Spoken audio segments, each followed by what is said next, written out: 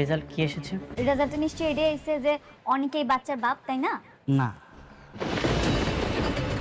Doctor জানিয়ে দিল মেঘলার গর্ভের সন্তানের বাবা অনিক নয়, কারণ তার পিছনে ছিল অনিকের বন্ধু রাতুলের হাত। সে ডাক্তারকে আগেই 2 লক্ষ টাকার বিনিময়ে হাত করে নিয়েছে এবং মেঘলার মনে সন্দেহ ঢুকিয়ে দিয়েছে। অন্যদিকে কিন্তু এবার অনেক দ্বিধায় পড়ে গেল, মেঘলা এত দুশ্চরিত্র তো হতেই পারে না, তাহলে কে এই সন্তানের বাবা?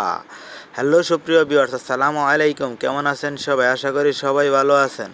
তো সুপ্রিয় ভিউয়ার্স, ইতিমধ্যেই আপনারা গরিব ঘরের রাজপুত্রর 18তম পর্ব দেখে ফেলেছেন এবং অধীর আগ্রহ অপেক্ষায় আছেন পরবর্তী 19তম পর্বটি কবে আসবে এবং কী করলে সবার আগে দেখতে পাবেন।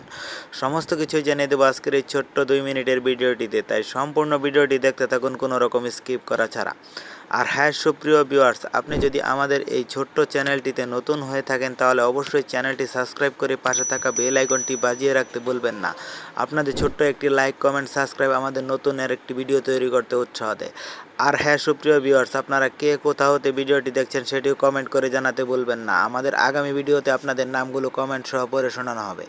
তো আমাদের গত ভিডিওতে যারা কমেন্ট করেছিলেন তারা হচ্ছেন সিনথিয়া পারভিন রাঙামাটি থেকে, রিমঝিম কিশোরগঞ্জ থেকে, সৌদি আরব থেকে আনোয়ার, মালয়েশিয়া থেকে আজমল, ঝিনাইদহ থেকে রাশেদুল, চট্টগ্রাম থেকে সুমাইয়া পারভিন। আপনাদের সকলকে অসংখ্য ধন্যবাদ কমেন্ট করে আমাদের পাশে থাকার জন্য।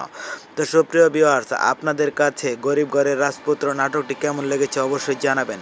কে কে প্রথম পর্ব থেকে 18তম পর্ব পর্যন্ত দেখেছেন সেটিও কমেন্ট করে জানাতে ভুলবেন না।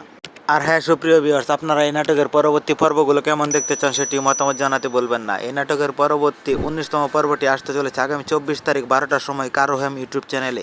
তো সবার আগে নাটকটি দেখতে চ্যানেলটি সাবস্ক্রাইব করে পাশে থাকা বেল আইকনটি বাজিয়ে রাখবেন। আর হ্যাঁ, নিয়মিত সকল নতুন নাটকের আপডেট পেতে আমাদের চ্যানেলটি সাবস্ক্রাইব করতে বলবেন না। ধন্যবাদ সবাইকে, ভালো থাকবেন, সুস্থ থাকবেন, আল্লাহ হাফেজ।